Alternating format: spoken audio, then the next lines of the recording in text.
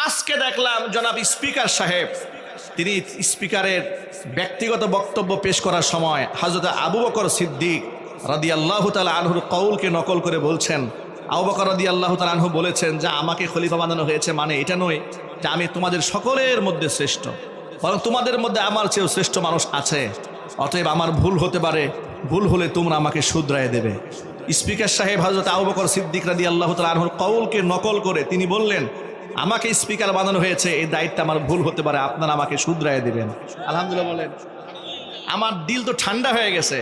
আমার কাছে মনে হচ্ছে যে কোরআনের আয়াতের উদ্ধৃতি, সাহাবা একরামের বক্তব্যের উদ্ধৃতি দিয়ে যে সংসদ চলে, এই সংসদ দেখার পরে তো বামপন্থীদের পাড়ায় মারাত্মক আগুন লেগে গেছে। ঠিক না ভাই? ঠিক।